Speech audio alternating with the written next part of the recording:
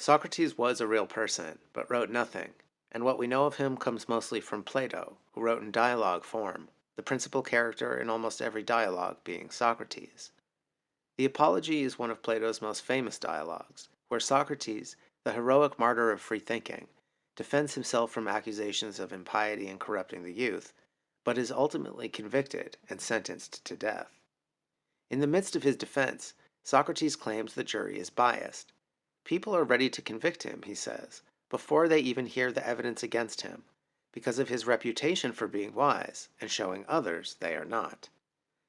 But what has given him this reputation for being wise? And what makes the oracle at Delphi say that no one in Athens is wiser? Socrates says it's that when he doesn't know something, he doesn't act like he does. It's not a self-defeating and self-deprecating admission of unequivocal ignorance, not an incoherent statement that his knowledge consists of a lack of knowledge, but an example of the humility, integrity, and honesty it takes to recognize that if one's ignorant, one must acknowledge it and deal with it appropriately by continuing to seek the truth. Socrates never said in the writing of Plato, "All I know is that I know nothing." He said that he's wiser than others because where most men think they know but don't, when Socrates doesn't know, he never thinks that he does. This is the virtue of Socrates, and what makes him the iconic critical thinker.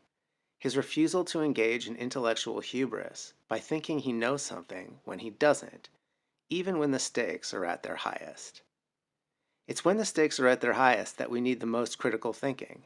And given that the stakes are so high today, if we're honest with ourselves, all of us could probably do better and be more like Socrates. This has been my Sandcastle for November 19th, 2023. I hope to build another with you tomorrow.